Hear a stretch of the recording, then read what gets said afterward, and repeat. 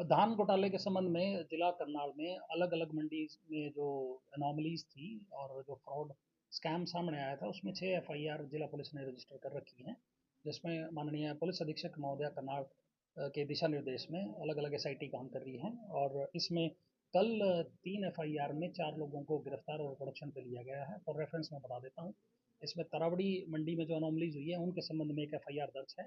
उसमें तत्कालीन जो डीएफएससी हैं अनिल कुमार, वो ऑलरेडी किसी पीसी करप्शन एक्ट के केस में जेल में थे, वहाँ से उनको प्रोडक्शन वारंट पे लिया गया है और उनका 1 दिन का रिमांड पुलिस ने सीक किया है फर्दर इन्वेस्टिगेशन में। और उनकी वहाँ उस मंडी में जो प्रोक्योरमेंट की प्रोसेस थी, उसमें इलिसिट कमीशन लेने की बात सामने आई थी। उस संबंध में उनको गिरफ्तार करके प्रोडक्शन वारंट पे लिया गया है 1 दिन के लिए। इसके अतिरिक्त जुंडला मंडी से संबंध में एक एफआईआर दर्ज थी बतान राइस फूड वाली, राइस मिल वाली। उस संबंध में 2 व्यक्ति, 2 अधिकारी हैं, जिसमें एक सेक्रेटरी मार्केट कमेटी करनाल है आशा रानी, और एक सेक्रेटरी मार्केट कमेटी जोंडला है दीपक सुहाग। इन दोनों की इन्वॉल्वमेंट ड्यूरिंग इन्वेस्टिगेशन सरफेस होने पर इनको भी कल गिरफ्तार किया गया है और इनका 2 दिन का रिमांड ऑनरेबल कोर्ट से लिया गया है फर्दर प्रोसेस कंप्लीट करने के लिए और जो रिकवरी का और अदर इन्वेस्टिगेशन है उसको कंक्लूड करने के लिए।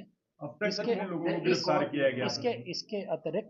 इसके अतिरिक्त असंध से संबंधित 2 एफआईआर हैं। उनमें से एक एफआईआर में सेक्रेटरी मार्केट कमेटी जोंडला जो है कृष्ण धनखड़, उनकी भी इन्वॉल्वमेंट ड्यूरिंग इन्वेस्टिगेशन सरफेस होने पर असंध सेक्रेटरी असंध मंडी से संबंधित जो तत्कालीन उस टाइम सेक्रेटरी थे, उनकी इन्वॉल्वमेंट सामने आई थी कृष्ण धनखड़ की। उनको भी कॉरस्पॉन्डिंग एफआईआर में गिरफ्तार किया गया है और ऑनरेबल कोर्ट से 3 दिन का रिमांड उनका फर्दर इन्वेस्टिगेशन के लिए लिया गया है। इन केसेस में अभी तक की कल की जो प्रोग्रेस है वो ये प्रोग्रेस है। आशा रानी और दीपक का रिमांड कितने दिन का है? 2 दिन का रिमांड हमने ऑनरेबल कोर्ट से लिया है इनका। अभी 2 दिन का रिमांड कोर्ट ने दिया है। फर्दर यदि रिक्वायरमेंट रहेगी तो आगे रिमांड भी एक्सटेंड किया जा सकता है। आशा रानी ने पहले भी कोर्ट से जमानत ली थी, हाई कोर्ट से वो बेल ले चुके थे। वो एक करनाल मंडी से संबंधित मामला था, उसमें ये नामजद आरोपियां हैं और जो एफआईआर दर्ज होते ही ये भूमिगत हो गए थे।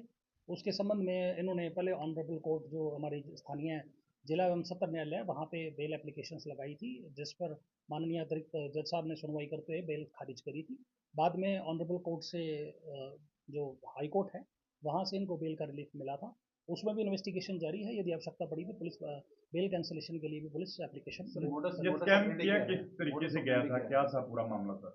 इसमें एक मेरी फसल मेरा ब्यौरा पोर्टल है जो हरियाणा सरकार द्वारा जो किसानों को फैसिलिटेट करने के लिए बनाया गया है। जनरली जो एमएसपी स्कीम है उसका बेनिफिट लेने के लिए किसान को मेरी फसल मेरा ब्यौरा पोर्टल पे रजिस्टर करना होता है, परंतु आड़ती और राइस मिलर्स ने मिलीभगत करके यदि किसी किसान के पास उसकी कृषि योग्य भूमि है या नहीं है, दोनों ही तरह का इसमें कर रखा है। जैसे किसी के पास 5 एकड़ है, उसकी 25 एकड़ दिखा रखी है। यदि किसी के पास ज़मीन नहीं है, कोई हलवाई का काम करता है, उसकी भी उसका पोर्टल यहाँ कंसर्न्ड मंडी में दिखा रखा है। और कोई बाहर का किसान है जिसकी फसल यहाँ नहीं आई है, उसका भी अपना पोर्टल आड़तियों और राइस मिलर ने मिलीभगत करके फर्जी पोर्टल बनवाया और उसी के तहत बिना एक्चुअल अराइवल के जो ये अनाज मंडी में गेट पास करते हैं। कोई भी फसल आती है उसके लिए गेट पास अनिवार्य है, स्पेशली जो पीआर धान होती है। तो बिना फसल आए, बिना एक्चुअल जीरी धान आए, उनके फर्जी गेट पास इशू किए गए। यदि फर्जी गेट पास इशू हुए थे तो उसकी फर्जी खरीद भी हुई है आगे, जिसमें प्रोक्योरमेंट एजेंसीज की इन्वॉल्वमेंट है। और उसके अतिरिक्त जो यदि ना तो जीरी आई ना ही वो अपना जो फर्जी है प्रोक्योर भी नहीं हुई और वो सीधा फिर मिल में इनवर्ड भी दिखाई गई है। ये सारा काम कागजों में हुआ है और जब जो इसका गैप क्रिएट हुआ उसको सब्सिडाइज करने के लिए जो मिलर्स हैं उन्होंने आसपास के ज़िलों से और आसपास के राज्यों से, दिल्ली और यूपी वगैरह से सब्सिडाइज धान कम रेट पे खरीद कर अपना स्टॉक पूरा किया ताकि पीवी की पकड़ में न आए।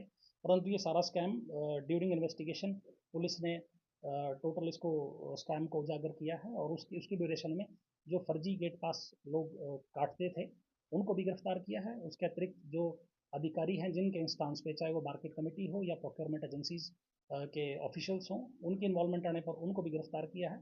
इसके अतिरिक्त जो आड़ती और राइस मिलर इसमें इन्वॉल्व है उनको भी पुलिस ने गिरफ्तार किया है। अभी तक ये जो 6 एफआईआर हैं इसमें 25 के करीब अधिकारी और प्राइवेट पर्सन गिरफ्तार, शामिल तफ्तीश, ऑन बेल सारे हो चुके हैं और आगे भी पुलिस तफ्तीश जारी है। इसमें काफ़ी लोगों की इन्वॉल्वमेंट आगे भी सामने आ रहे हैं। जैसे जैसे इन्वेस्टिगेशन चलती रहेगी उसमें अन्य लोगों की भी गिरफ्तारी सुनिश्चित की जाएगी। 4 लोगों से कोई रिकवरी? जैसा मैंने बताया, इनकी कल ही गिरफ्तारी हुई है और पुलिस ने हमें रिस्पेक्टिवली 1, 2 और 3 दिन का रिमांड दिया है। जब तक रिमांड की अवधि पूरी नहीं होती तब तक इस बारे कोई भी कमेंट करना उचित नहीं है। किसानों को जानकारी चीज़ की सबकी किसानों को जानकारी थी कि उनकी जो अभी तक जो हमने किसानों की स्टेटमेंट लिखी है उसमें काफ़ी चीज़ें सामने आई हैं और उसमें ये भी सामने आया है कि जो किसानों के खाते में पेमेंट आई है वो काफ़ी आड़तियों ने कैश और अपने खातों में ट्रांसफ़र कराई है।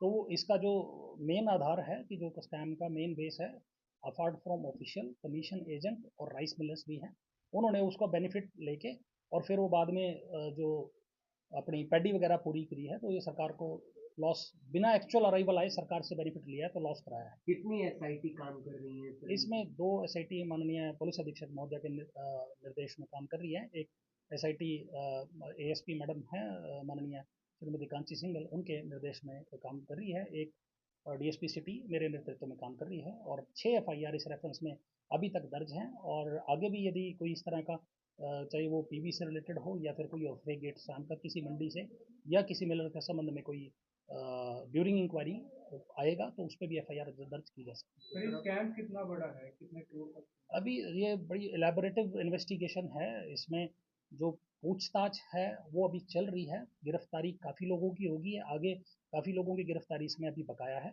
जब ये इन्वेस्टिगेशन कंक्लूड हो जाएगी तो उसके बाद ही इस पर कमेंट करना उचित है। और दूसरी ये भी है कि कुछ एक लोग हैं जो अभी लगातार रेड और अरेस्ट के चलते भूमिगत भी हो रही है, उनसे पूछताछ करने के बाद ये कंक्लूसिव फिगर दिया जा सकता है। हाँ, इतना ज़रूर कहेंगे कि इसमें इन्वेस्टिगेशन में जो प्रोसेस है नियमों का न तो पालन किया गया बल्कि सरकार को फ्रॉड, फॉर्जरी और जो मतलब काफ़ी नुकसान पहुंचाने की नीयत से काम किया गया और इसमें जो रेलिवेंट सेक्शंस है वो fraud, forgery, IT act, PC act और जो गंभीर अपराध हैं उससे संबंधित एफआईआर है। कुछ जो ये इंस्पेक्टर्स उन्होंने बेल ले रखी है अलग अलग एजेंसियों के, उन पे भी कार्रवाई होगी जहाँ तक से उनको जो अपना बेल का राइट है वो एक्यूज्ड अपना राइट एक्सरसाइज करता है ड्यूरिंग इन्वेस्टिगेशन। जैसे एक किसी और मुकदमे में इन्वॉल्वमेंट आती है तो पुलिस वहाँ भी उनको गिरफ्तार कर सकती है। और दूसरा ये है कि यदि इन्वेस्टिगेशन के दौरान और तथ्य आते हैं तो पुलिस बेल कैंसिलेशन के लिए भी प्रोसीड कर सकती है। इन्वेस्टिगेशन अभी तक जो फिगर है लगभग 25 के करीब हैं, जिसमें ऑफिसर्स भी हैं, प्राइवेट जो ऑपरेटर थे जो गेट पास काटते थे वो भी हैं और जो मिलर्स हैं, आड़तियाँ हैं, जिसके खिलाफ एविडेंसेस सरफेस हो रहे हैं तो पुलिस उनको अरेस्ट कर रही है। आगे की भी इस तरह की गिरफ्तारियाँ होने की जो हैं, जो जिनकी टेंडेंसी है वो गिरफ्तारियाँ सुनिश्चित की जाए। अभी वो अलग अलग व्यक्ति से अलग अलग है और जो मतलब कुछ का रिमांड तो अभी चल ही रहा है। 4 अधिकारियों का रिमांड चल रहा है। इसके अलावा जो पहले रिकवरी हुई है पंकज तुली जैसे उनसे 5 लाख हुई थी, एक मिलर से 2 लाख हुई थी और जो ये पैसा कमीशन के बेसिस पे कमाते थे उनसे जो अपनी धान खरीद के अपना स्टॉक भी पूरा करते हैं ताकि पीवी की पकड़ में ना आए, तो कमीशन जो खाता था और कुछ उन्होंने अधिकारियों को दे रखा था, उन अधिकारियों की गिरफ्तारी के दौरान भी रिकवरी हुई है।